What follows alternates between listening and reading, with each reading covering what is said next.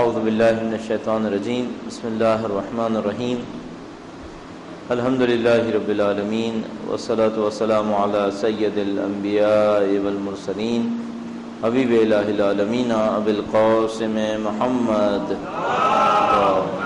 صلی علی محمد وعلی آلہ الطیبین الطاہرین سیما بقیۃ اللہ فی الارضین.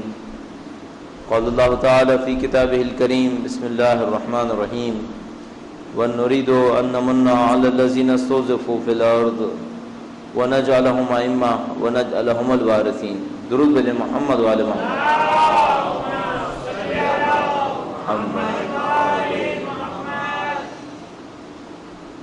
پروردگار عالم نے انسان کی فضیلتوں میں سے ایک فضیلت یہ قرار دی ہے کہ وہ علم حاصل کرے، اور انسان کو ہمیشہ طلب علم کی طرف، تحصیل علم کی طرف دعوت دی گئی ہے. مجموعی طور پر جو منصوبہ ہے خدا تعالیٰ کا اس دنیا کے اندر، وہ یہ جو بظاہر سمجھ میں آتا ہے روایات سے، آیات کی روشنی میں، وہ یہ کہ انسان اللہ تعالیٰ کی صفات کو اپنی ذات کے اندر لانے کی کوشش کرے. اور خدا تعالیٰ کی صفات میں سے ایک صفت اس کا علیم ہونا ہے، صاحب علم ہونا. کمال کے درجے کا علم اس خدا تعالیٰ کی ذات کے اندر موجود ہے. تو وہ انسان کو بھی ایسے ہی دیکھنا چاہتا ہے، نہیں چاہتا انسان جاہل ہو، انسان نادان ہو، بے خبر ہو، چاہتا ہے انسان کے پاس علم ہو. لہٰذا اسلام کے اندر، جیسے کہ ہم نے پہلے بھی عرض کیا کہ اگر 3 بنیادی فضیلتیں اسلام کے اندر ایک انسان کے اندر ہونی چاہیے، تقویٰ و پرہیزگاری ہونی چاہیے، علم ہونا چاہیے، اور جہاد فی سبیل اللہ ہونا چاہیے. ان میں سے ایک علم قرار پاتا ہے. قرآن کریم فرماتا ہے هل يستوي الذين يعلمون والذين لا يعلمون. آیا وہ لوگ جو علم رکھتے ہیں ان لوگوں کے برابر ہو سکتے ہیں جو علم نہیں رکھتے؟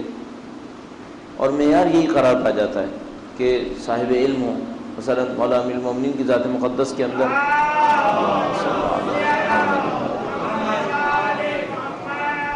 ابھی بھی جو چیز طے شدہ بات ہے، جس کا کوئی انکار نہیں کر سکتا، دنیا کا کوئی مسلمان اس کا انکار نہیں کر سکتا، کہ عالم تھے تمام اصحاب رسول کے درمیان سب سے زیادہ علم رکھنے والے وہی تھے، سب سے زیادہ حکمت رکھنے والے، سب سے زیادہ شجاعت رکھنے والے، اور سب سے زیادہ خشیت خدا رکھنے والے. یہ تمام کی تمام صفات ایک دوسرے سے مرتبط تھیں اور امیر المومنین کی ذات مقدس کے اندر جمع ہو گئی تھیں. کچھ تو وہ لوگ ہیں جن کو علم خدا تعالیٰ کی بارگاہ سے نصیب ہو رہا ہے، اور علم کی مختلف اقسام ہیں. کچھ علم وہ ہیں جن کو ہم تحصیلی علم کہتے ہیں، جن کو کوئی حاصل کرتا ہے. کچھ علم وہ ہیں جو خدا تعالیٰ کی طرف سے افاضہ ہو جاتے ہیں، یعنی خدا تعالیٰ سے کسی کے اوپر نازل ہو جاتے ہیں گویا. وہی بھی ایک قسم کا علم ہے، وہی بھی ایک قسم کا علم ہے، لیکن سب سے اعلیٰ درجے کا علم ہے، جو بغیر کسی واسطے کے اور بغیر کسی تحصیل کے حاصل ہوتا ہے. کوئی وہی کو حاصل نہیں کرتا، بلکہ وہی صرف خدا تعالیٰ کے ارادے سے کسی خاص منتخب شخص کے اوپر نازل ہو رہی ہوتی ہے. باقی علوم کی جو اقسام ہیں وہ سب کے سب تحصیلی ہیں. مثال کے طور پر آپ اور میں بھی اپنی زندگی کے اندر علم حاصل کرتے ہیں، تو جو علم حاصل کرتے ہیں اس کو ہمیں حاصل کرنا پڑتا ہے. اگر حاصل نہیں کریں گے تو خدا تعالیٰ کی طرف سے ہمیں ایسے ہی افاضہ نہیں ہوگا. اسی طرح یہ بھی طے شدہ بات ہے کہ علم میراث میں بھی نہیں ملتا. انسان کو میراث میں بہت ساری چیزیں مل سکتی ہیں، لیکن کوئی ایسا نہیں ہے جو یہ کہے کہ مجھے میراث میں علم ملا ہے. اگر وہ خاص خدا تعالیٰ کی کوئی برکت نہ ہو تو علم نصیب نہیں ہو سکتا میراث کے اندر. بس میراث کے اندر دولت آ سکتی ہے، میراث کے اندر شہرت آ سکتی ہے، میراث میں طاقت مل سکتی ہے. ایک بادشاہ کا بیٹا ممکن ہے بادشاہ بن جائے، لیکن عالم کا بیٹا خود بخود عالم بن جائے، ایسا ہرگز نہیں ہوگا. میراث میں علم نہیں آتا. بس علم کی ماہیت ایک عجیب سی ماہیت ہے، ایک فضیلت ہے، بہت بڑی فضیلت ہے، اور کوئی یہ نہیں کہہ سکتا کہ مجھے خود سے ملی ہے. سب کو علم حاصل کرنا پڑے گا. دوسرا معاملہ یہ ہے کہ علم حاصل کرے تو کیا حاصل کرے؟ آیا جب ہم لوگ دین کے اندر رہتے ہوئے مثال کے طور پر ایک مجلس کے دوران کہہ رہے ہیں کہ علم حاصل کرے، علم کی فضیلت ہے، تو آیا اس کا مطلب صرف علم دین ہے؟ مثلا علم فقہ حاصل کرے، علم اصول، یا مثلا تفسیر اور حدیث کا علم. حقیقت یہ ہے کہ ہم علم کا مطلب عمومی لیتے ہیں. علم کا مطلب ہوتا ہے جان لینا، حقائق کو پہچان لینا. مثلا آپ کو پتہ ہے کہ آپ کا گھر کہاں پر ہے، یہ بھی ایک علم ہے. علم کے اندر خود بہتری ہے، لیکن علم کے اندر بھی درجات موجود ہیں۔ سب سے اچھی چیز کا علم جان لینا، وہ علم بھی جان لینا، بہتر جان لینا ہوگا۔ مثلا ایک صاحب ہمیں ملے، ان سے ہم نے پوچھا کہ وہ انہوں نے ان کا اپنا کسی شوق کے بارے میں کسی دوست کو بتا رہے تھے۔ میں نے پوچھا کیا شوق ہے؟ کہنے کا مجھے شوق ہے کہ میں جدید ترین گاڑیوں کے ماڈلز کے اندر جو نئی نئی چیزیں آتی ہیں وہ دیکھنے کی، وہ جاننے کی کوشش کرتا ہوں۔ کیٹلاگس بھرے ہوئے تھے گھر کے اندر نئی نئی گاڑیوں کے۔ میں نے کہا اگر نہیں جانو گے تو کوئی نقصان ہے؟ جان لینے پر کوئی فائدہ ہے؟ نہیں جانتا تو کوئی نقصان نہیں ہے۔ مثلا اس نے حتیٰ وہ گاڑیاں خریدنی بھی نہیں ہیں، خریدنی بھی ہو تب بھی کوئی زیادہ فائدہ نہیں تھا۔ نہ جاننے کا کوئی نقصان نہیں ہے، جاننے کا کوئی فائدہ نہیں ہے۔ اس کا مطلب یہ علم فضول ہے، نہ جاننے کا کوئی فائدہ ہے نہ جاننے کا کوئی نقصان ہے۔ کچھ تو برتری ہو علم کے اندر، بس آپ کو اور ہمیں بھی دیکھنا پڑے گا علم کس لیے چاہیے، کون سا علم چاہیے۔ ایک دفعہ ہمیں علم چاہیے علم کی بنیاد پر، چونکہ اس علم کے اندر کوئی فضیلت ہے۔ مثال کے طور پر آپ نے یہ جاننے کی کوشش کی ہے کائنات میں خدا متعال کا نظام کیسے کار فرما ہے، یہ بہت بڑا علم ہے۔ اس کی وجہ یہ ہے کہ اس علم کے ذریعے سے آپ پوری کائنات کو سمجھ پائیں گے، اس علم کے ذریعے سے آپ اپنی زندگی کو سمجھ پائیں گے۔ انبیاء کرام علیہ السلام علم چاہتے تھے خدا متعال سے۔ آپ نے دیکھا انبیاء نے مختلف موقعوں پر اللہ سے سوال کیے ہیں، خدا متعال نے ان کے سوال کے مطابق انہیں جواب دیے ہیں۔ مثلا حضرت موسیٰ علیہ السلام نے کہا خدا متعال سے کہ اے خدایا اپنے کسی عالم بندے سے ملا دے، تو حضرت موسیٰ علیہ السلام کو حکم ہوا کہ خضر سے جا کے ملو۔ حضرت خضر سے ملوا دیا، انہوں نے چند چیزیں بتائیں، تحمل نہیں کر سکے، داستان ختم ہو گئی۔ کوئی نبی کسی مردہ بستی سے گزر رہے تھے، انہوں نے خدا متعال سے کہا خدایا کیا یہ سب زندہ ہوں گے؟ بس ایک سوال کیا کہ کیا یہ سب زندہ ہوں گے؟ خدا متعال نے کہا دیکھو کیسے زندہ ہوں گے یا نہیں ہوں گے۔ خود ان کو مار دیا اور 100 سال کے بعد ان کو زندہ کیا۔ کہا کتنے عرصے سوئے؟ کہا 1 دن یا کچھ دن۔ کہا نہیں 100 سال سوئے ہو۔ اب اپنے کھانے کو دیکھو، لم یتصنع، دیکھو ابھی تک سڑا بھی نہیں ہے۔ 100 سال گزار دیا، ان کو مار کے زندہ کیا اور کہا یہ دیکھو کھانا جس کو فوراً سڑ جانا چاہیے تھا یہ نہیں سڑا۔ اس کے بعد کہا کہ دیکھو اپنی جس گدھے کے اوپر سواری کر کے تم آئے تھے 100 سال کے اندر اس کی ہڈیاں بوسیدہ ہو گئی ہیں، اب ہم اس کے اوپر دوبارہ کیسے کھال چڑھاتے ہیں، گوشت چڑھاتے ہیں۔ اچھا یہ دکھا دیا۔ اس سوال میں حضرت ابراہیم کے سوال میں کیا فرق ہے کہ اے پروردگار کہ تو کیسے مردوں کو زندہ کیسے کرتا ہے؟ خدا متعال نے حضرت ابراہیم کو یہ نہیں دکھایا کہ دیکھو ہم 4 پرندے مارتے ہیں پھر ان کو زندہ کریں۔ وہ ان کا سوال تھا اس نبی کا جنہوں نے کہا تھا کہ خدا یہ زندہ ہوں گے یا نہیں ہوں گے۔ اب حضرت ابراہیم کہہ رہے تھے کہ خدا متعال مجھے یہ دیکھنا ہے تو یہ کام کیسے کرتا ہے۔ تو گویا خدا متعال نے تھوڑی دیر کے لیے اپنی خالقیت حضرت ابراہیم میں ڈال دی۔ حضرت ابراہیم نے بھی 4 پرندے خلق کر دیے مرے ہوئے سے اور کہا کہ دیکھو ایسے زندہ کرتے ہیں۔ ہر نبی نے اپنے حساب سے علم مانگا ہے۔ آپ اور میں کون سا علم مانگیں؟ میں نہیں کہہ رہا ہم وہ بہت پڑھائی کا علم مانگیں، شاید ہمارے بس کی بات نہیں ہو، مانگنا فضول ہو، جس کے مقدمات بھی بالکل تیار نہیں ہیں۔ لیکن کم از کم ایسا نہ ہو کہ ہم کوئی ایسا علم مانگیں اور اپنی اولاد کو بھی اس سمت دھکیل دیں جس کا علم ہونے کے ناطے کوئی فائدہ نہ ہو۔ یہ جملہ نہیں آئے گا کہ طلب العلم فریضۃ یا مطلب اطلب العلم من المہد الی اللحد، یہ سب اس کے اندر نہیں آئے گا۔ وہ جو فضول علم کسب کر رہے ہیں، ابھی جو ہم نے کیریئر پلاننگ کے اندر اتنی باتیں کی ایک دفعہ، وہ سب اسی کے تحت تھیں۔ خدا متعال نے کہا علم حاصل کرو، علم حاصل کرو۔ کون سا علم حاصل کرو؟ علم حاصل کرو جس کے اندر فضیلت ہے یا جس سے پیسہ کمانا ہے؟ جس کے اندر فضیلت ہو۔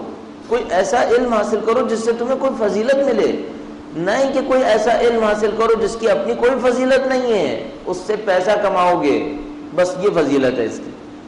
یہ خدا نے وہ اطلب العلم اس میں نہیں آیا تھا، یا طلب العلم فریضۃ، علم حاصل کرنا واجب ہے مرد و عورت کے اوپر، وہ اس ایسے علم کے لیے نہیں آیا ہے، اس علم کے لیے آیا جس کے اندر کوئی فضیلت ہے۔ اب اس میں کیمسٹری بھی آ سکتا ہے، کیمسٹری بھی ایک علم ہے۔ اب کیمسٹری کو پڑھیے، اس سے آپ کیمیکلز کے خواص کو جاننے کی کوشش کریں گے، ان کے ذریعے سے اپنے خالق کو پہچاننے کی کوشش کریں، اس کے ذریعے انسانیت کی خدمت کر دیں، دنیا کے اندر موجود مشکلات کو حل کرنے کی کوشش کریں. بات سمجھ میں آتی ہے؟ فزکس آپ نے ایک علم ہے، آپ نے علم ہونے کے ناطے اس کو حاصل کریں. آپ جا کر دیکھیں کہ مثلا فزیکل باڈیز کے اوپر کون سے قوانین نافذ ہیں، لیکن سب سے زیادہ یہ دیکھتے رہے ہماری اور آپ کی نظر میں ہے کیا. بس بالوں پہ بہت زیادہ توجہ دینے سے کچھ نہیں ملے گا، بال کٹ جائیں گے. بالوں کے اوپر بہت زیادہ وقت ضائع نہیں کرنا چاہیے. اگر مجھے معاشرے کے اندر عجیب لگنے کا خوف نہ ہوتا تو میں ہمیشہ گنجا رہتا. مجھے ڈر یہ ہے کہ اگر ہمیشہ گنجا رہوں گا تو لوگ مثلا منہ پلٹ کے دیکھیں گے یار یہ کیا ہو گیا اس کو. ورنہ مجھے سمجھ میں نہیں آتا بڑے بالوں سے کیا ہونا ہے. تو اپنا وقت ان چیزوں کے اوپر ضائع نہیں کریں. انسان کا ہدف زیادہ بڑا ہدف ہونا چاہیے. بس علم کے اندر کیا طے پایا، علم کے اندر دیکھنا ہے. آپ کا بچہ کوئی علم حاصل کرنا چاہتا ہے نا، یہ دیکھیں اس علم کے اندر کیا ہے. خود بنفس ہی علم درکار ہے، علم مطلوب ہے، نہ کہ علم کے ذریعے سے پیسہ کمانا مطلوب ہے. وہ مطلوب نہیں ہے. اچھا اب کوئی یہ کہے کہ بھئی اگر ہم یہ سب نہ کریں تو پھر ہمارا کیا ہوگا. میں 10 دفعہ کہا خدا کی رزاقیت پہ مطمئن رہیے کہ اگر آپ خدا متعال کی خاطر کوئی علم حاصل کریں گے جس سے آپ کی معلومات میں اضافہ ہوگا، جس سے آپ نے معاشرے کی خدمت کرنی ہے، جس سے آپ نے دین کی خدمت کرنی ہے، مسلمانوں کی کسی مشکل کو حل کرنا ہے. مثلا فرض کریں کوئی بیماری پھیلی ہوئی ہے، کوئی بچہ انسپائر ہوتا ہے اور کہتا ہے کہ بھائی میں فرض کرتے ہیں کہ وہ کہتا ہے میں بایولوجی سیکھنا چاہتا ہوں. اچھا کیا ہوگا بایولوجی سیکھ کر؟ تو وہ کہتا ہے میں جاؤں گا اس میں مثلا مختلف قسم کے سائنسز کو استعمال کروں گا، کسی بیماری کو سمجھنے کی کوشش کروں گا. اگر مثلا بایو ٹیکنالوجی کے ذریعے کوئی چیز سمجھنے کی کوشش کروں گا. ہاں یہ بات اچھی ہے، یہ علم محترم ہے، کیونکہ اس علم کے ذریعے سے کوئی خدمت ہونا وہ ہدف ہے. بس کیا علم فضیلت رکھتا ہے؟ جیسے فلسفہ ہے، خود علم فضیلت رکھتا ہے، یہ تفسیر ہے، حدیث ہے. یا علم فضیلت نہیں رکھتا، اس علم کے ذریعے سے کوئی خدمت مطلوب ہے، اس میں بھی فضیلت ہے. لیکن علم ایسا ہو جس میں نہ خود کوئی فضیلت ہو نہ اس سے کوئی خدمت ہونی ہے، کچھ نہیں ہے، صرف اس لیے کہ اس سے پیسہ ملنا ہے، نہیں، پھر یہ غلط کام ہے. اس سے زندگی برباد ہو جائے گی. اس سے ہم اپنے بچوں کو غلط راستے پہ ڈال دیں گے. اور اگر کوئی یہ سمجھ رہا ہے کہ شیعہ قوم کے پاس پیسے کی کمی ہے، وہ بھول جائے، پھر کوئی کمی نہیں. اور مجھے یقین ہے کہ اگر مثلا شیعہ قوم میں 100 لوگ ہوں اور 100 میں 70 لوگ فرض کریں پیسے کو بھلا کر صرف خدا کی خاطر کوئی علم حاصل کرنے کی کوشش کریں، معاشرے کی خدمت کے لیے، دین کی خدمت کے لیے، تو کوئی یہ سمجھ رہا ہے خدا ان 70 کو غربت میں مبتلا کر دے گا، فقیر ہو جائیں گے سارے کے سارے. ایسا ہرگز نہیں ہوگا. یہ سب خدا متعال کے ہاتھ میں ہے. وہ اس قوم کو برکتیں ایسی ایسی برکتوں سے نواز دے گا جس کی کوئی حد نہیں ہے، اگر اورینٹیشن صحیح ہو جائے، اگر ہماری فکر صحیح ہو جائے کہ ہم کس چیز کے پیچھے چلنا چاہتے ہیں. درود بھیجے گا محمد و آل محمد.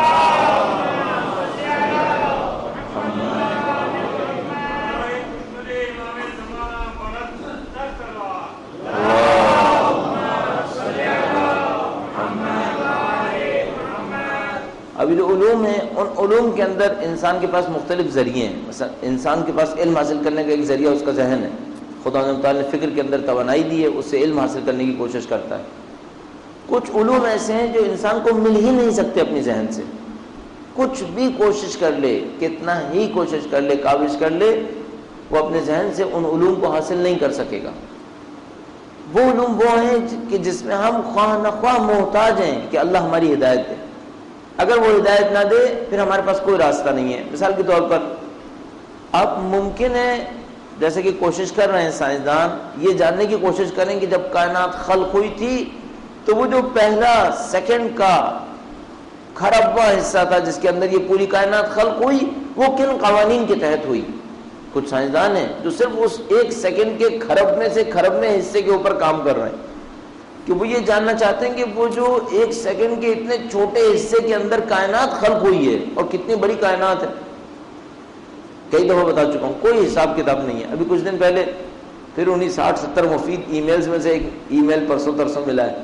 دی کریشن نام کر کے کوئی پریزنٹیشن ہے اس کے اندر، اور اس پریزنٹیشن کے اندر بہت اچھا بتایا گیا کہ دنیا کی لوکیشن سولر سسٹم میں کہاں ہے، پھر سولر سسٹم کی لوکیشن ملکی وے میں، ملکی وے گیلیکسی میں، یا پتہ نہیں اور ترتیب، اور پتہ نہیں کتنی دور تک. پہلے ابھی کسی دوست نے مجھے بتایا تھا کہ کائنات کی وسعت 10,000 لائٹ ایئرز تک ہے. اس کے حساب سے تو ملینز آف لائٹ ایئرز تک کائنات کی وسعت پھیلی ہوئی ہے. کوئی چیز محدود نہیں ہے, بہت وسیع کائنات ہے.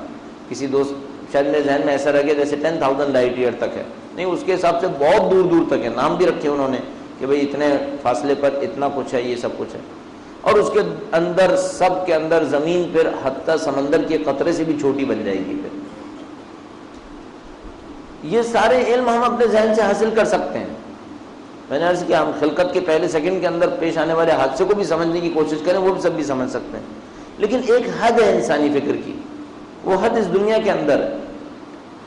اس دنیا کے بعد کیا پیش آنے والا ہے, یہاں ذہن بشری کام نہیں کر سکتا. لہذا یہاں ہم خواہ نہ خواہ محتاج ہیں قرآن کریم کے. اس علم کو جو خدا و تعالی اس صورت میں ہمیں دیتے اپنے انبیاء کے ذریعے سے, اس کو ہم وحی تعبیر کرتے ہیں. یہ وہ علم ہے جو ہمیں نہ ملے تو ہمارے پاس کوئی راستہ نہیں ہے, پھر ہمارے لیے دروازہ بند ہے. لہذا سمجھ میں قرآن کریم نے کیوں, جیسے کہ میں نے کئی دفعہ آپ کی خدمت میں عرض کیا, 1/3 یا 1/4 صرف قیامت کے احوال کے اوپر گفتگو کی ہے, کیونکہ وہاں تک ہمارے علم کی رسائی ممکن نہیں ہے. کچھ بھی کر لیں نہیں پہنچ پائیں گے. اتنا کچھ خدا تعالی نے بتایا. اس وحی کے بارے میں بہت سارا ڈسکشن ہے. یہ وحی کیوں ہوتی ہے, وحی کیسے ہوتی ہے. جب نبی اکرم پر وحی ہوتی تھی تو کیا ہوتا تھا؟ آیا فرشتہ آتا تھا, نبی فرشتے کو دیکھتے تھے؟ آیا فرشتہ کس صورت میں آتا تھا؟ کبھی انسان بن کے بھی آیا ہے, یا ہمیشہ کوئی اور مخلوق کی صورت میں ظاہر ہوا؟ کس مخلوق کی صورت میں ظاہر ہوا؟ بعض روایات میں لکھا ہے کہ فرشتہ انسان بن کے بھی آتا تھا, جیسے کہ حضرت مریم علیہ السلام کے سامنے فرشتہ انسان بن کر آیا تھا. اس طرح ایسا ہوا ہے کہ فرشتے نے جب اللہ کا پیغام لے کر آئے تو وہ کسی انسان کی صورت میں, نبی اکرم کے سامنے بھی ایسا ہوتا تھا. ہمارے پاس روایات موجود ہیں, رسول خدا کے ایک صحابی میں سے ایک صحابی تھے, ان کی صورت میں بن کر آیا کرتا تھا فرشتہ بعض اوقات. تو فرشتہ اس طرح سے انسان کی صورت میں بھی آتا تھا. نبی اکرم پر اس وقت کیا کیفیت ہوتی تھی؟ آیا وحی کو سننا ایسے ہی ہوتا تھا جیسے مثلا میں اپنے استاد سے سن رہا ہوتا ہوں, ایسے ہی ہوتا تھا, یعنی کہ نہیں کوئی خاص کیفیت نبی اکرم کے اوپر طاری ہو جایا کرتی تھی؟ تو اس میں بہت ساری روایات لکھی ہوئی ہیں کہ نبی اکرم پر ایک خاص کیفیت طاری ہو جایا کرتی تھی. گویا سنگینی تھی اس کے اندر, کوئی سختی تھی. یعنی نبی اکرم جب اس کو دریافت فرمایا کرتے تھے تو ان کے اوپر کچھ اثرات ظاہر ہو جایا کرتے تھے کہ جس سے سمجھ میں آتا تھا کہ ہاں اب وہی دریافت ہوئی ہے, اب وہی نبی اکرم نے حاصل کی ہے. خلاصے سورہ شورى کی اس آیت کریمہ میں جو اب ہم پڑھنے والے ہیں, پروردگار عالم نے وحی کا تذکرہ کیا ہے کہ یہ وحی آتی کیسے ہے. اور اس کا ایک پس منظر ہے, کچھ یہودی آئے رسول خدا کے پاس اور کہا کہ آپ خدا تعالیٰ سے براہ راست گفتگو کیوں نہیں کرتے؟ نبی اکرم براہ راست گفتگو بھی کرتے تھے, جس کو ہم حدیث قدسی کہتے ہیں, جو بغیر کسی واسطے کے ہوتی تھی. لیکن وہ جو قرآن کریم کا نزول تھا وہ فرشتے کے واسطے سے ہوا کرتا تھا. بس اگر بغیر کسی واسطے کے نبی اکرم پر کوئی خدا تعالیٰ کی طرف سے پیغام آتا تھا تو اس کو حدیث قدسی کہتے تھے, اور اگر کوئی فرشتے کے واسطے سے آیا کرتا تھا تو اس کو قرآن کریم تعبیر کیا جاتا تھا. تو یہودی آئے, ان سے کہا کہ آپ براہ راست اللہ سے کلام کیوں نہیں کرتے؟ اس موقع پر یہ آیت کریمہ نازل ہوئی. وَمَا كَانَ لِبَشَرٍ, آیت نمبر 51 ہے, بس 3 آیات باقی ہیں سورہ شورى میں سے. وَمَا كَانَ لِبَشَرٍ أَن يُكَلِّمَهُ اللَّهُ إِلَّا وَاحْيًا أَوْ مِنْ وَرَاءِ حِجَابٍ أَوْ يُرْسِلَ رَسُولًا فَيُوحِيَ بِإِذْنِهِ مَا يَشَاءُ إِنَّهُ عَلِيٌّ حَكِيمٌ. خدا تعالیٰ نے فرمایا کہ خدا جب بھی کسی انسان سے خطاب کرنے لگتا ہے, بشر سے خطاب کرنے لگتا ہے, تو 3 طریقوں میں سے کوئی ایک طریقہ استعمال ہوتا ہے. کسی انسان کے لائق یہ بات نہیں ہے کہ خدا اس سے باتیں کرے مگر نمبر 1 وحی کے ذریعے سے, براہ راست خدا تعالیٰ القاء کر دے, براہ راست کوئی پیغام نبی اکرم کے اوپر نازل ہو جائے. البتہ وحی کا مطلب ہمیشہ پیغمبر پر خدا کا خاص پیغام نازل ہونا جو کتاب کا حصہ بن جائے, ہمیشہ یہ مطلب نہیں ہے. خدا تعالیٰ فرماتا ہے سورہ قصص کے اندر کہ ہم نے مادر موسیٰ کے اوپر وحی کی. اب اس وحی کا مطلب یہ نہیں تھا کہ یہاں پر کوئی کتاب تھی جو تشکیل پا رہی تھی, مادر موسیٰ کے نام سے کوئی کتاب مشہور ہونے والی ہے, نہیں, ایسا نہیں تھا. یہاں تک کہ قرآن کریم ایک جگہ تعبیر فرماتا ہے وہ اوحا الی النحل, خدا تعالیٰ نے وحی کی شہد کی مکھی کو, اوحا الی النحل. ظاہر ہے اس وحی کا مطلب کچھ اور ہے, اس کا مطلب علم دینا نہیں ہے, اس کا مطلب ہے اس کی جبلت میں ڈال دینا ہے. اور مادر موسیٰ کو وحی کی یعنی ان کو ایک الہام کر دی, کیونکہ اس وحی کو جس کو ہم ٹیکنیکلی وحی کہتے ہیں, ٹرمنالوجی کے اندر اس کے لیے نبی کا ہونا ضروری ہے. نبی کے اوپر وحی ہو رہی ہو. کسی انسان کے لائق یہ بات نہیں کہ خدا اس سے باتیں کرے مگر وحی کے ذریعے سے, کہ وحی ہو یعنی خدا تعالیٰ براہ راست اس کے اوپر پیغام دے. اور من وراء حجاب, یا کسی پردے کے پیچھے خدا گفتگو کرے. پردے کے پیچھے گفتگو کیسے ہوتی ہے؟ مثلا حضرت موسیٰ علیہ السلام اپنے گھر والوں کو لے کر مصر واپس جا رہے تھے, دور سے دیکھا ایک آگ سی چمک رہی ہے. راستہ بھٹک چکے تھے, سردی کا موسم تھا, رات کا وقت تھا, آگ نظر آئی تو گھر والوں سے کہا کہ امکسو انی آنست نارا, یہاں پر رک جاؤ, مجھے ایک آگ نظر آتی ہے, شاید میں تمہارے لیے آگ کا کوئی ٹکڑا لے آؤں جس سے تمہیں گرمی مل جائے اور شاید کوئی راستہ سمجھ میں آ جائے. حضرت موسیٰ آگ کے قریب پہنچے, جس درخت میں سے دیکھا ایک آگ نکل رہی ہے بغیر, ایک روشنائی نکل رہی ہے بغیر آگ کے. پریشان ہوئے. اس درخت میں سے خدا تعالیٰ کی گویا آواز ان کو سنائی دی.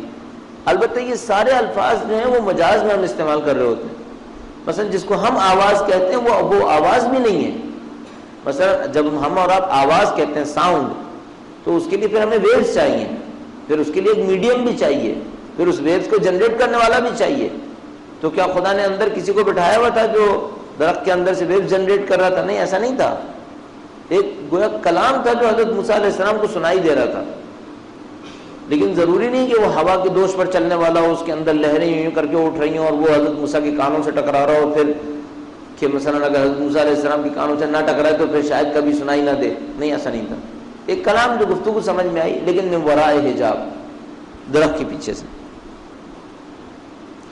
اور یرسل رسولا, تیسرا راستہ یہ, پس ایک راستہ تو یہ کہ براہ راست قلب نبی کے اوپر خدا تعالیٰ کا پیغام اتر آئے. ایک راستہ یہ ہے کہ من وراء حجاب, وہ کسی پردے کے پیچھے سے ہو, جیسے درخت کے پیچھے سے.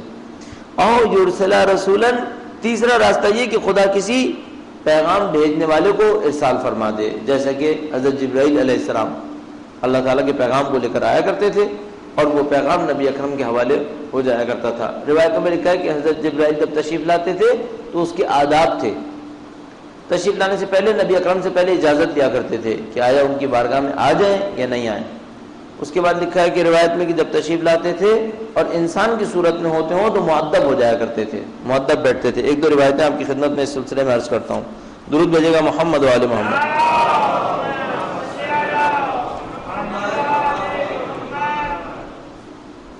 ایک بار پھر درود بھیجے گا محمد و آل محمد.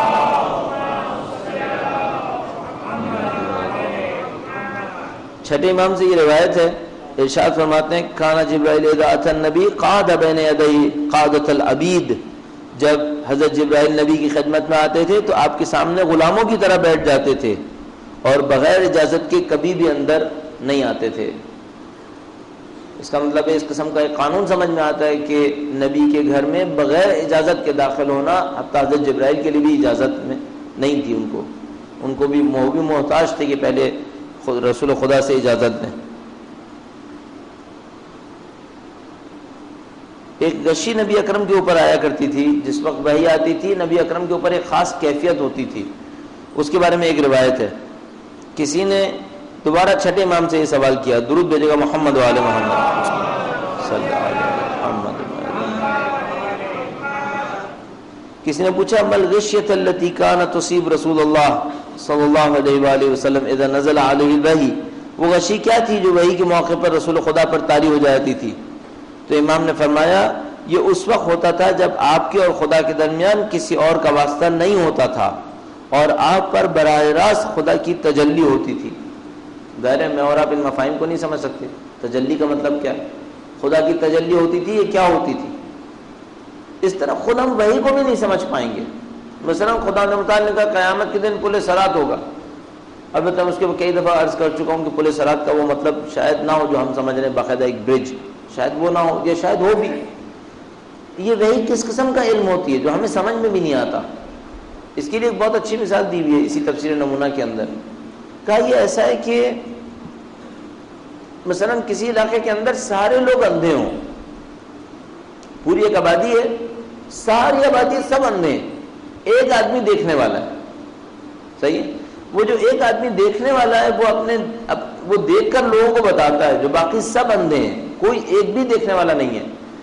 وہ باقی اندھوں کو خبر دیتا ہے کہ مثال کے طور پر اب یہ ہو رہا ہے, اب یہ ہو رہا ہے, اب وہ ہو رہا ہے. اور وہ اندھے دیکھتے ہیں کہ یہ آدمی جو بتاتا ہے بالکل صحیح نکلتا ہے. یہ کہتا ہے اب تم ٹکرانے والے ہو تو وہ ٹکرا جاتا ہے. وہ بتاتا ہے کہ دیکھو اب یہ ہونے والا ہے, وہ دیکھتے ہیں کہ ویسا ہی ہے. دیکھتے ہیں یہ آدمی عجیب و غریب علم ہے اس کے پاس, کیونکہ یہ جیسی چیزیں بتاتا ہے وہ ہمیں وہی ہو جاتی ہیں, تو سب اعتراف کر لیتے ہیں کہ اس کے پاس غیر معمولی علم ہے.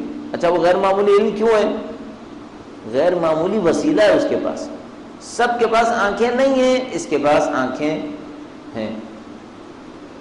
شاید انبیاء کرام علیہ السلام اور ائمہ علیہ السلام کا علم اس وجہ سے کہ خدا تعالیٰ نے ان کو غیر معمولی وسیلے سے نوازا ہوا ہے, غیر معمولی وسائل ان کے لیے فراہم کیے ہوئے ہیں جس کے ذریعے وہ علم حاصل کر رہے ہیں.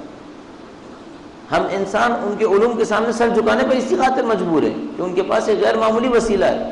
اور شاید آیات میں یہی تائید ہوتی ہے کہ فرمایا قل انما انا بشر مثلکم یوحی الی, اے رسول ان سے کہہ دیجئے میں تمہاری طرح کا ایک بشر ہوں, میرے اوپر وحی ہوتی ہے. یہ فرق ہے میرے اوپر وحی ہوتی ہے. بس اس مرتبہ انسانیت میں انسان ہونے کے ناطے شریک ہیں.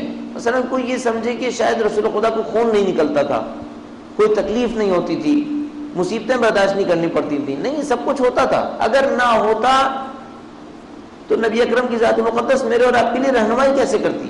مثلا وہ روزہ رکھتے انہیں بھوک نہ لگتی, اور ہم لوگ روزہ رکھتے ہمیں بھوک لگتی. وہ اصحاب کے درمیان بیٹھ کے کہتے روزہ رکھو, تو وہ مثلا لوگ کہتے کہ بھئی آپ کو تو روزہ رکھنے کا مسئلہ ہی نہیں ہے, آپ کو بھوک ہی نہیں لگتی. ہم نے مصیبت کے بارے جس کا پیٹ لگا ہوا ہے, جس کو بھوک لگتی ہے, آپ کو پیاس نہیں لگتی, ہمیں پیاس لگتی ہے. ایسا نہیں تھا. رسول خدا کے ساتھ بھی یہ سارے مسائل تھے. بھوک لگتی تھی, پیاس لگتی تھی, دانت سے خون بہا جب غزوہ احد کے اندر پتھر لگے, تو یہ سارے کام رسول خدا کے ساتھ تھے. لیکن ایک غیر معمولی علم کا وسیلہ نبی اکرم کے لیے فراہم تھا, اور وہ وحی تھی. خدا کے ذریعے وحی ملتی تھی. اس وحی کو ثابت کرنے کے لیے معجزے ہوتے تھے کہ مثلا نبی اکرم سے اگر کوئی یہ کہے کہ بھئی آپ کے پاس یہ جو علم ہے یہ انسانی علم ہے یا الہی علم ہے, تو وہ معجزہ دکھاتے تھے یہ ثابت کرنے کے لیے اگر یہ انسانی علم ہوتا تو یہ کام میں کیسے کر رہا ہوں, کیا انسان یہ کام کر سکتا ہے؟ مثلا کون سا کام؟ نہج البلاغہ میں درج ہے کہ رسول خدا نے درخت کو حکم دیا, درخت ان کی طرف چلتا ہوا آ گیا. کفار مکہ نے دیکھا, کہا نہیں آپ نے ہمارے سامنے آنکھوں کے اوپر کوئی پھیر دیا ہے, اس وجہ سے ہمیں لگا ہے کہ یہ درخت چل کر آیا. ایسا کیجئے کہ آدھا وہیں کھڑا رہے, آدھا ہماری طرف آئے. رسول خدا نے یہ بھی ہو سکتا ہے, آدھے کو وہیں کھڑا کیا, آدھا وہاں پہ چلتا ہوا آ گیا. یہ بھی نہج البلاغہ کے اندر لکھا ہوا ہے. یہ سب کیوں ہے؟ یہ سب کیا کر رہے تھے نبی اکرم؟ یہ ثابت کرنے کی کوشش کرتے تھے میرے پاس علم خدا کا دیا ہوا ہے, اور اس علم کے ذریعے سے یہ ساری ہدایت اور رہنمائی ہو رہی تھی. البتہ کوئی نبی بغیر اللہ کی مرضی کے معجزہ بھی نہیں دکھاتا. اللہ کی مرضی کے بغیر کوئی معجزہ نہیں دکھاتے. خدا تعالیٰ حکم دیتا ہے پھر معجزہ دکھاتے ہیں تاکہ انسانوں کو قائل کریں.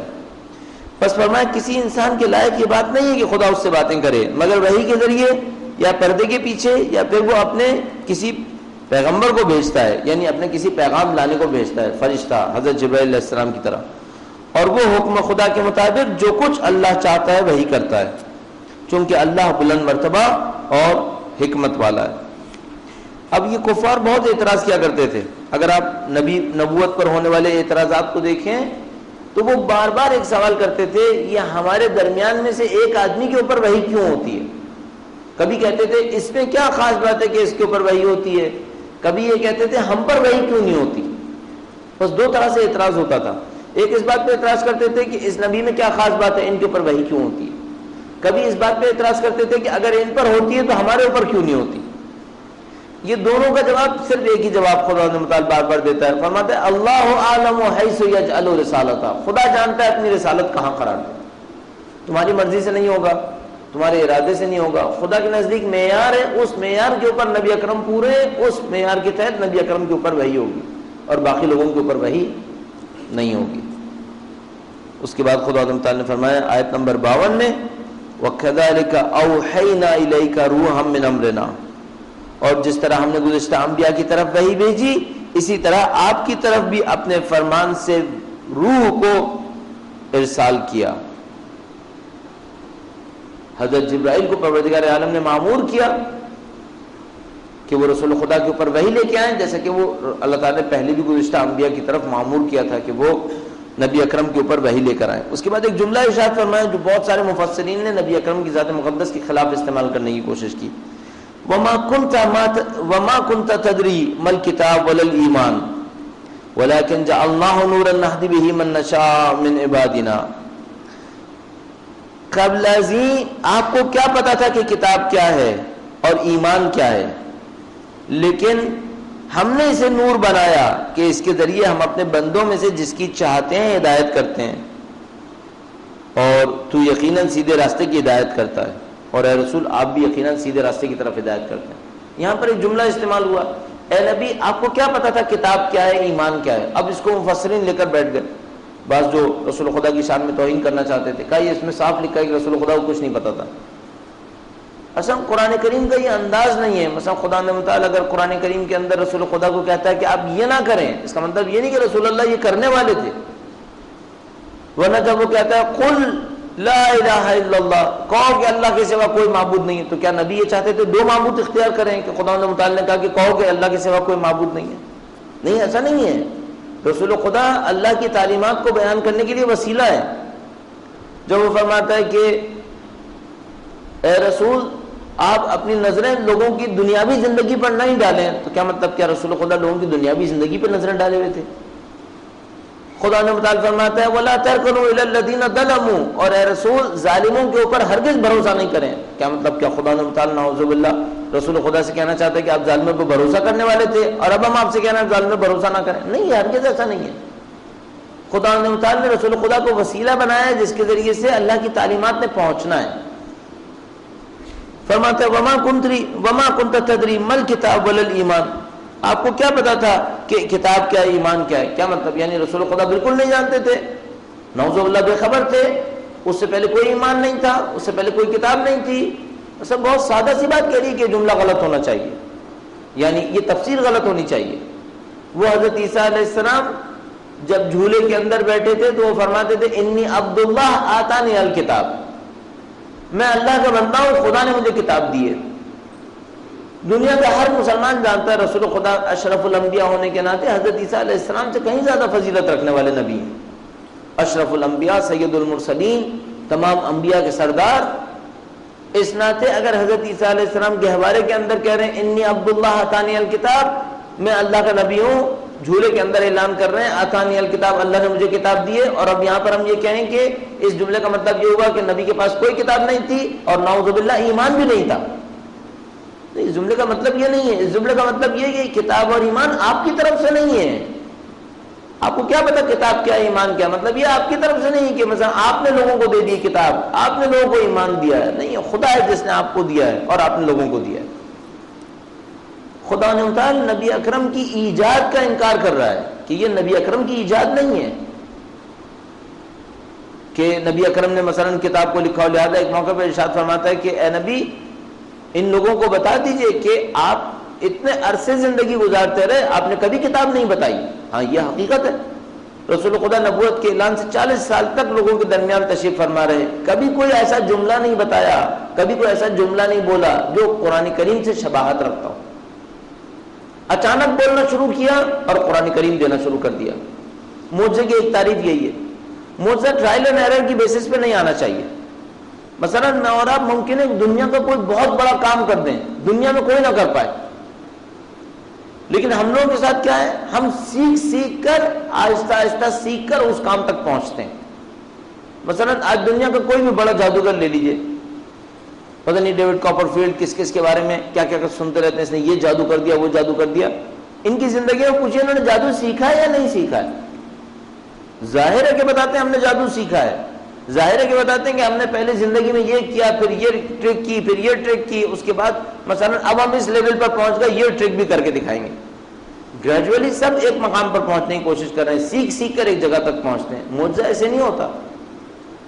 مثلا ایسا نہیں ہے حضرت موسیٰ علیہ السلام نے ایک دفعہ چھڑی پھینکی، دیکھا نہیں سانپ نہیں بنا، دوسری دفعہ چھڑی پھینکی پھر دیکھا سانپ نہیں بنا، کئی دفعہ پھینکتے رہے، اچھا ایک دفعہ دیکھا بہت بڑا سانپ بن گیا. نہیں، ایسا تھوڑی ہوتا ہے. معجزہ اچانک آتا ہے خدا نے متعال کی طرف سے. وہ موسیٰ علیہ السلام سے خدا نے متعال نے اقرار بھی اسی لیے لیا تھا.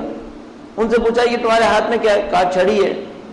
پھر خود ہی بتایا یہ میری چھڑی ہے، ہذی عصائی اتوکا علیہا واحش بہا علی غنمی، اس کے پہ میں تکیہ لگا کے کھڑا ہو جاتا ہوں، اس سے میں بھیڑ بکریاں چراتا ہوں، اور اس کے اندر میرے بھی اور بھی بہت سارے فائدے. حضرت موسیٰ نے کہا یہ جھڑی مثلاً کوئی چھڑی ہے جنت سے میرے لیے اتری تھی، میرے بابا نے مجھے دی ہے، اس کے اندر پہلے سے معجزات ہیں، اب تو خدا ہے کچھ اور اضافہ کر دے. نہیں، کچھ نہیں تھا. ایسی چھڑی ہے، اس سے میں ٹیک لگاتا ہوں، اس سے میں جانوروں کو چراتا ہوں، اس میں میرے اور بھی فائدے ہیں. خدا نے متعلق اب ڈالو اس کو، دیکھو اژدہا بن گیا. یہ ہوتا ہے معجزہ. خدا رسول خدا کی ذات مقدس بھی ایسی. خدا نے متعلق فرماتا ہے وما كنت تدری ما الکتاب ولا الایمان. اے نبی آپ کو کیا پتا تھا کتاب کیا ہے، ایمان کیا ہے؟ یعنی آپ نے تو نہیں دیا تھا یہ سب کچھ لوگوں کو، ہم نے آپ کو دیا یہ سب کچھ. کہ رسول خدا جس نے 40 سال کی عمر عربوں کے درمیان زندگی گزاری، کبھی کوئی ایک جملہ ایسا نہیں بولا جو کہ قرآن لگے. اچانک بولنا شروع کیا اور قرآن کریم کی طرف بولنا شروع کیا. ابھی بھی جو سمجھنے والے لوگ ہیں وہ نبی اکرم کے کلام میں اور قرآن کریم میں اتنی آسانی سے تشخیص دیتے ہیں کہ کوئی شباہت کا امکان ہی نہیں ہے. اسی طریقے سے نہج البلاغہ میں قرآن میں، نہج البلاغہ میں نبی اکرم کے کلام میں بہت آسانی سے تشخیص دی جا سکتی ہے. میرا نہیں خیال کوئی ذرا سا بھی ان تین چیزوں کو پڑھنے والا ہو اور تینوں کو ایک دوسرے میں مکس اپ کرے اور یہ کہے کہ پتہ نہیں یہ نبی نے جو بولا ہے شاید نہج البلاغہ میں ہے، یا نہج البلاغہ نے جو بولا ہے شاید قرآن کریم کے اندر ہے. نہیں، تینوں کا لہجہ ہی مختلف ہے، انداز مختلف ہے. بس اس کا مطلب یہ ہوگا وما كنت تدری ما الکتاب ولا الایمان. آپ کو کیا پتا تھا کتاب کیا ہے، ایمان کیا ہے؟ ولکن اللہ نورا نہدی بہ من نشاء.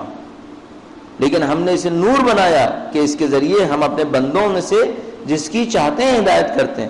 وَإِنَّكَ لَتَهْدِي إِلَىٰ صِرَاطٍ مُسْتَقِيمٍ. اور اے خدا اور اے رسول آپ ہدایت کرتے ہیں صراط مستقیم پر. اب دیکھیے خدا متعال نے ایک جملے میں کہا ہم ہدایت کرتے ہیں جس کی ہم چاہتے ہیں، دوسرے جملے میں کہا اے نبی آپ ہدایت کرتے ہیں. یہ کیوں کیا خدا نے؟ دیکھیے اس پہ غور فرمائیے. نہدی بہ من نشاء من عبادنا، ہم ہدایت کرتے ہیں جس بندوں میں سے جس کو ہم چاہتے ہیں. وَإِنَّكَ لَتَهْدِي إِلَىٰ صِرَاطٍ مُسْتَقِيمٍ. اور اے نبی آپ ہدایت کرتے ہیں صراط مستقیم پر. ایک جملے میں کہا ہم ہدایت کرتے ہیں، اگلے جملے میں کہا آپ ہدایت کرتے ہیں. کیا مطلب؟ آپ ہماری فاعلیت کے اندر رہتے ہوئے ہدایت کرتے ہیں. اصلی ہدایت خدا دیتا ہے، واسطہ کس کو بناتا ہے؟ نبی اکرم کی ذات مقدس کو. بس وہ جو بعض مسلمان فرقوں کی طرف سے اس طرح سے اعتراض ہونا شروع ہو گیا کہ مثلا یہ شرک ہے، اس قسم کی بات کا قائل ہونا کہ نبی ہدایت دیتے ہیں. خدا نے تعالیٰ واضح کہہ رہا ہے انک لتہدی الی صراط مستقیم، آپ ہدایت دیتے ہیں صراط مستقیم پر. البتہ ایک جگہ پہ اور بھی ارشاد فرمایا انک لا تہدی من احببت، آپ اپنی مرضی سے کسی کو ہدایت نہیں دے سکتے. اب یہ قرآن کریم کو سمجھنے کے لیے ایک آیت سے استفادہ کرنا صحیح نہیں ہے. آپ دونوں آیتوں کو رکھیے. ایک آیت کہتی ہے انک لا تہدی من احببت، آپ اپنی مرضی سے ہدایت نہیں دے سکتے. دوسری آیت کہتی ہے انک تہدی، یقیناً آپ ہدایت دیتے ہیں. اور معنی واضح ہیں. اگر کوئی یہ سمجھے خدا سے ہٹ کر نبی ہدایت دیتے ہیں، نہیں وہ ہدایت نہیں دیتے. اگر کوئی کیا خدا نے متعال کی فاعلیت میں رہتے ہوئے ہدایت دیتے ہیں، ہاں بالکل 100% نبی ہدایت دیتے ہیں. درود بھیجے گا محمد و آل محمد.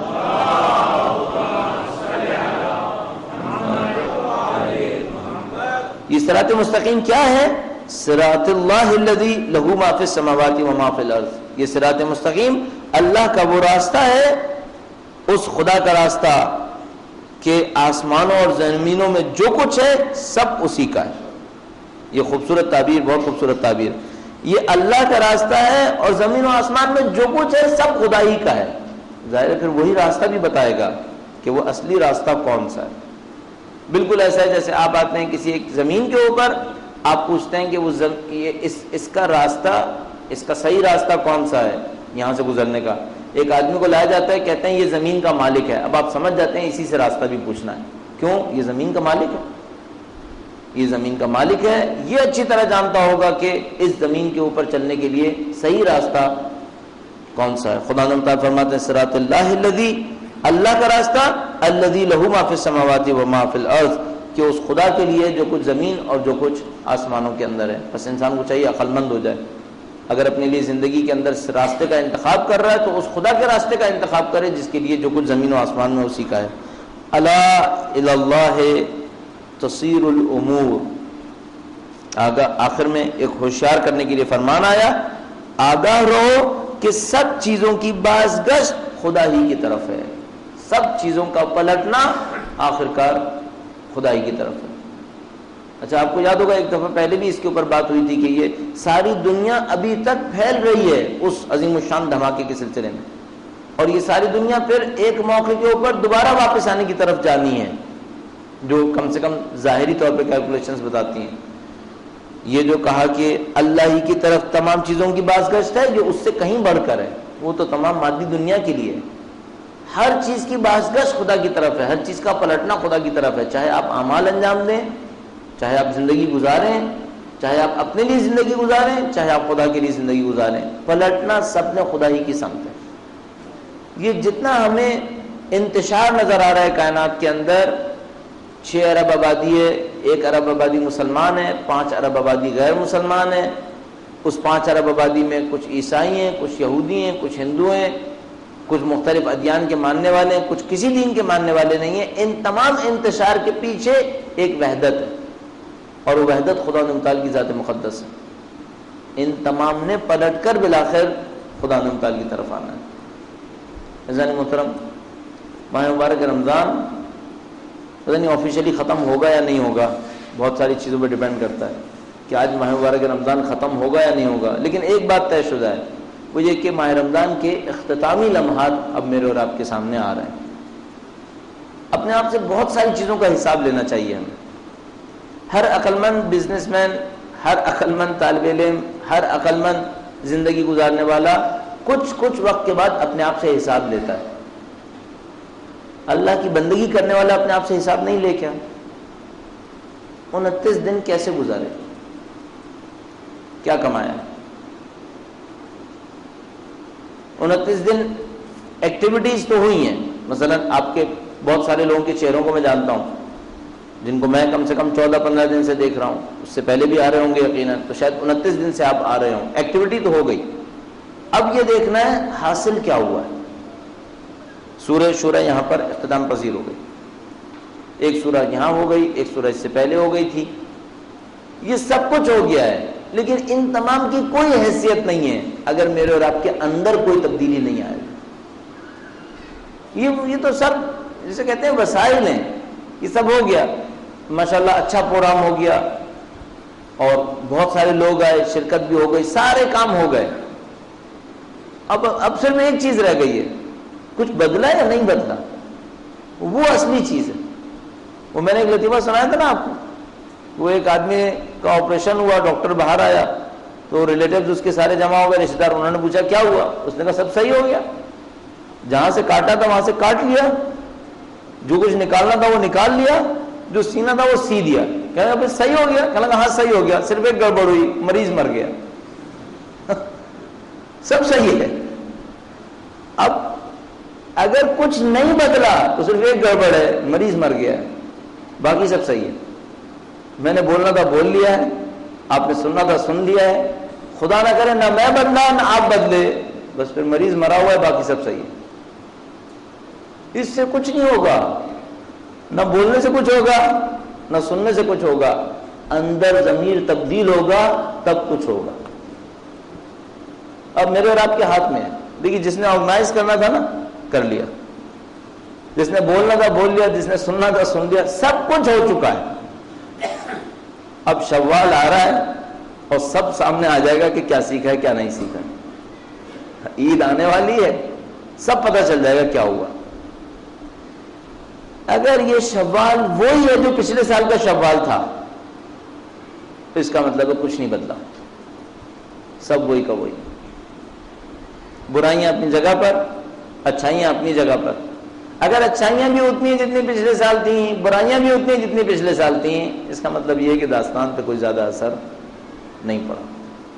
ہاں اگر کچھ فیصلے ہوئے ہیں اپنی زندگی میں، کچھ برائیوں کے خاتمے کے، کچھ اچھائیوں کے حاصل ہونے کے، ان پر شوال میں عمل شروع ہو چکا ہے، ہاں پھر کچھ قابل اطمینان ہے کہ ہاں بھائی کچھ ہو گیا۔ مثلا کیا ہو سکتا ہے، اب عید آ رہی ہے، کیا ہو سکتا ہے؟ ہاں ایک کام ہو سکتا ہے، آپ مادہ پرستی اور سرمایہ داری کی مارکیٹ کا حصہ نہ بنیں۔ کاموں میں سے ایک کام یہی ہے، تھوڑی سی قناعت دکھا دیں۔ آپ نے خود خوش ہونا ہے نا، چند لوگوں کو خوش کر کے خوش ہونے کی کوشش کیجیے۔ الحمدللہ ہم سب کو خدا متعال نے کچھ نہ کچھ دیا ہے، یہ کم سوچیں کیا لینا ہے، یہ سوچیں کتنا دینا ہے، دینے کی سوچیں۔ کل آپ خوشی منانے کھڑے ہوں، اپنے آپ سے ایک سوال کیجیے گا عید کی نماز پہ جانے سے پہلے، اس عید کے لیے میں نے کتنے لوگوں کو خوش کیا؟ جتنے لوگوں کو آپ نے خوش کیا نا، اتنا آپ کو خوشی کا حق ہے. اور اگر آپ کی ذات سے کوئی خوشی کسی کو نہیں ملی تو پھر آپ دنیا میں دوسروں کی قبروں کے مزار کے اوپر کھڑے ہو کے کیا خوشیاں منا رہے ہیں؟ کیا خوشی منا رہے ہیں؟ دوسروں کو خوش کیجیے، چند لوگوں کی خوشی کے ساتھ خوش ہونے کی کوشش کیجیے، پھر بات بنے گی. یہ انسانیت ہے. اہل بیت اطہار علیہ السلام مسلسل ایثار سکھا رہے تھے. ہم تو ایثار کے مقام تک نہیں پہنچ پائیں گے. ایثار یہ ہو مثلا میرے پاس 10 ہیں، 10 کسی کو دے دوں، کسی اور کو خوش کر لوں اور خود قناعت کر لوں. یہ ہمارے بس کی بات نہیں ہے. فی الحال میں تو آپ سے اتنا کہہ رہا ہوں کہ جو ہمارے پاس اضافی ہے اس سے کسی کو خوش کرنے کی کوشش کریں. کوشش کریں زندگی میں قناعت آ جائے، کسی طریقے سے قناعت آ جائے. اور وہ جو خاص کر وہ تمام کام جن کا مقصد ہی شو کرنا ہے، دکھانا ہے، انہیں ترک کر دیں. میرے اپنے خیال میں جہاں تک میں اب تک سمجھ پا رہا ہوں، شرک سے کم نہیں ہے یہ. جن کا ہدف ہی دوسروں کو دکھانا ہے، کام ایسا کام ہے جس کا مطلب دوسروں کو دکھانا ہے، شرک سے کم نہیں ہے. تو ان تمام چیزوں سے اپنے آپ کو اجتناب کروائیے، تھوڑا سا کنٹرول دکھا دیجئے. دیکھیے معاشرت کیسے تبدیل ہونے کی طرف جائے گا. جو لوگ آپ کو دیکھ رہے ہیں، اگر آپ اور میں سدھر گئے، یہ لوگ خود بخود سدھریں گے، خود بخود ان کے اوپر اثر پڑے گا. جو آپ کو مثلا مجھے دیکھ رہے ہیں، آپ کو دیکھ رہے ہیں، اپنی زندگی کو بہتر بنانے کی کوشش کیجیے. اہل بیت اطہار علیہ السلام سے سیکھنے کی کوشش کریں.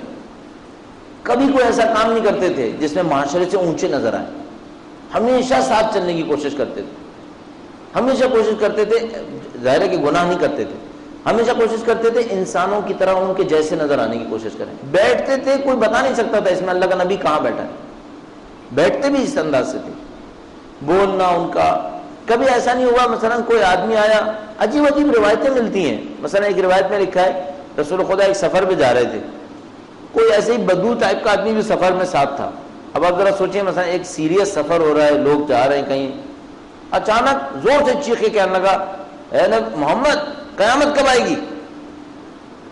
اب کوئی جاہل ٹائپ کا آدمی ہوگا لیکن دل کا اچھا لگ رہا ہے.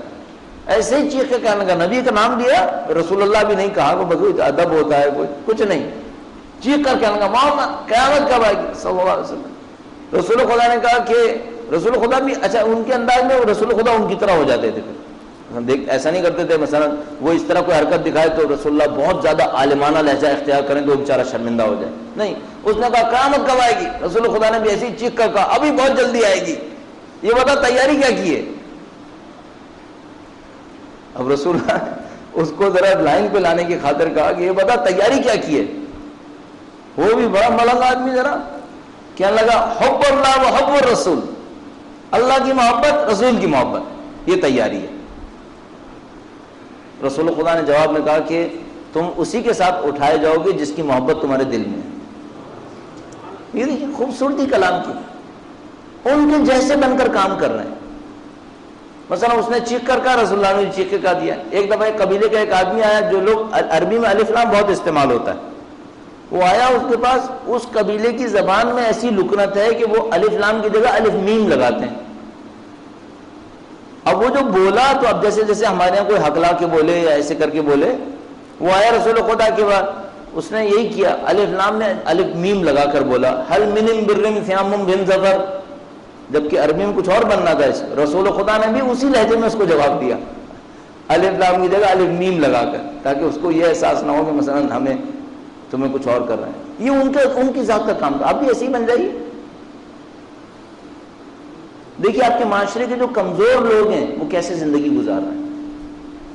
کمزور کو نہیں دیکھ سکتے، متوسط کو دیکھیں، متوسط کو دیکھیں، متوسط کی طرح زندگی گزارنے کی کوشش کریں. آپ کو قرآن نے جتنا کچھ بھی دیا ہو اس سے کچھ اور فائدہ اٹھائیے. اپنی شو زندہ بازی کرنے کے اندر کیا فائدہ اٹھا رہے ہیں. اور میں ایک اور بات بھی سوچتا ہوں، مثلا آپ نے کوئی ایسا لباس پہنا، آپ نے کوئی ایسی حرکت کی جو بڑی جناب ٹپ ٹاپ کی تھی، یہ تھی، 2 بچوں کے دلوں میں حسرت بیٹھ گئی کہ ہمارے باپ نے ہمیں یہ کر کے نہیں دیا. آپ اس حسرت کا کیسے جواب دیں گے؟ میں اس حسرت کا کیسے جواب دوں گا؟ آپ اور میں کہیں سے گزر رہے ہوں، ہم اپنے بچوں کے ساتھ گزر رہے ہوں، 4 بچے وہاں پہ کھڑے دیکھیں کہ مثلا یار یہ ان بچوں کے ساتھ تو اتنا کچھ ہے، ہمارے پاس کچھ بھی نہیں ہے. اگر یہ بچے اپنے خدا سے پکار کر کہیں گے خدا تو نے ہمیں کیوں نہیں دیا، یہ ہم نے کیا کیا، کیا خوشی کمائی پھر؟ 4 بچوں کے دل پہ تیر چلاتے ہوئے ہم چلے گئے اور وہ بیچارے پڑے ہیں اپنی محرومیت کو سوچ رہے ہیں کہ یہ ہمارے ساتھ کیا مصیبت ہے، ان لوگوں کے ساتھ تو یار یہ عیاشیاں بڑی لگی ہیں. کیا انصاف ہے؟ ہمیں اس معاشرے کے اس طبقے کا خیال رکھنا چاہیے. فرض کیجیے ہم نہیں رکھیں گے خیال تو ہم عدل کے امام کے ماننے والے ہیں، ہم خیال نہیں رکھیں گے تو اور کون خیال رکھے گا؟ نظام ظلم تو پیس رہا ہے ان کو، نظام ظلم تو ان کو ذلیل کر رہا ہے. ہم ان کو عزت نہیں دیں گے، ہم ان کو اپنے دلجوئی نہیں دکھائیں گے تو پھر کون دکھائے گا؟ ہمیں یہ کام کرنا ہے. اپنے اوپر کنٹرول کیجیے.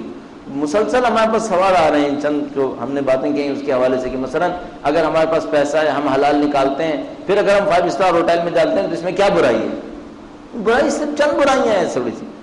ایک تو یہ کہ اس کے اندر آپ کے درجہ ایمانی کے لوگ نہیں ہیں، اس کے اندر بہت پست لوگ بیٹھے ہیں، آپ اپنے آپ کو کیوں بٹھا رہے ہیں ان کے ساتھ؟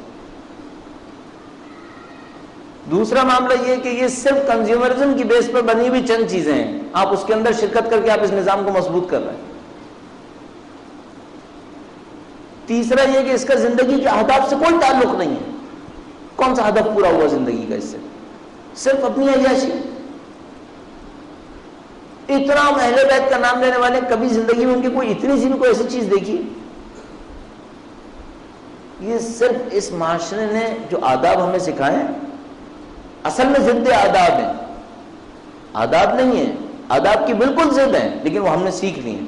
اس وجہ سے اب عجیب سا لگ رہا ہے. سادہ سا کام کریں، اسلام کو سوچیں، اپنے دین کو سوچیں. آپ کا دین خوبصورت دین ہے، آپ کا دین زندہ کرنے والا دین ہے. اس دین کو سوچیے، اس دین کے اوپر چلنے کی کوشش کیجیے. اس دین میں سب لوگوں کو ساتھ لے کر چلنا ہوتا ہے.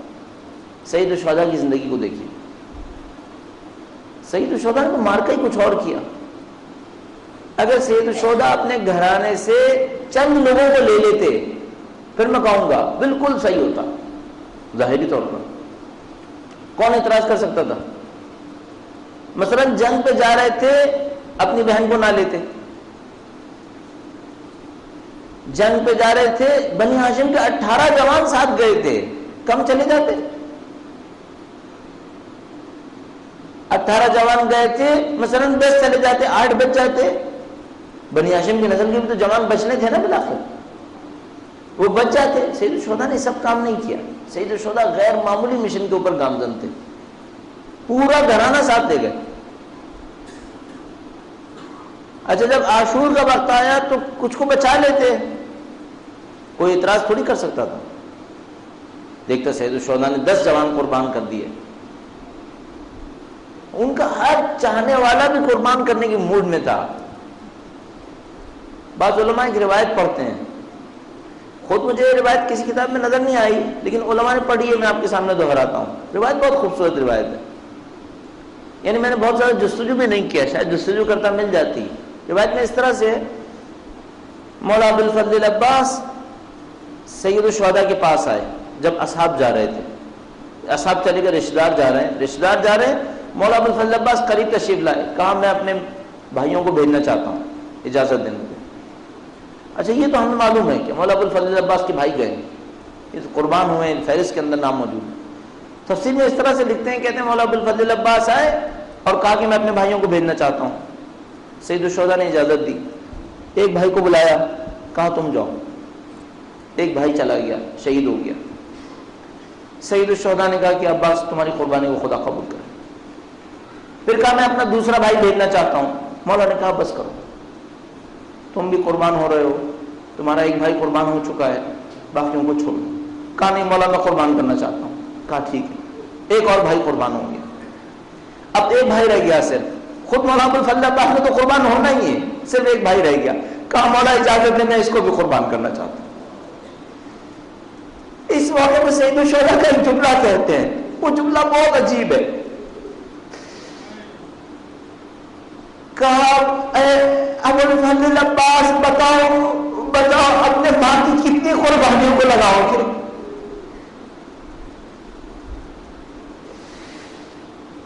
مولا ابوالفضل عباس ام البنین کے بیٹے ہیں، ام المنین کے 4 بچے ہیں، غلام الفضل عباس نے قربان ہونا تھا، ایک بھائی کو قربان کیا، دوسرے بھائی کو قربان کیا، جب تیسرے بھائی کو قربان کرنے لگے تو سید الشہداء بھی بول اٹھے، ام المنین کی کتنی قربانیوں کو لگاؤ گے؟ ام المنین کا عجیب حالت تھا، جب مدینے کے اندر خبر پہنچی عباس شہید ہو گئے، اب یہ روایتیں کتابوں کے اندر بھی موجود ہے، ساری زندگی ام المنین نے عباس کا لوہا پڑا ہے، ساری زندگی بھی ام المنین نے عباس کا لوہا پڑا ہے۔ روایتوں کے اندر لکھا ہے، کتابوں میں بھی درج ہے، ام المنین سائے میں نہیں بیٹھتی تھی، کہتے میرے شوہر کا لاشا دور میں رہا تھا۔ ام المنین کے زخم بہت بڑے تھے، ایک طرف سے 4 بچوں کا زخم تھا اور ایک طرف سے سید الشہداء کا زخم تھا۔ ام المنین کی زندگی بہت سخت تھی۔ ایک شعر ام المنین کا بہت زیادہ مشہور ہے، اس میں لکھا ہے کہ اگر میرے بیٹے کے ہاتھ قلم نہ ہوتے تو میں حسین تک نہیں پہنچ سکتا تھا۔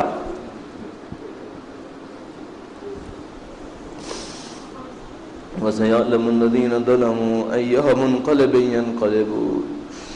اے پاک پروردگار تجھے واسطہ محمد و آل محمد کا اس قلیل سی عبادت کو قبول فرما۔ اے پاک پروردگار تجھے واسطہ محمد و آل محمد کا ان کی نورانیت سے دلوں کو منور فرما۔ اے پاک پروردگار تجھے واسطہ محمد و آل محمد کا دنیا اور آخرت میں اہل بیت کی ہمراہی نصیب فرما۔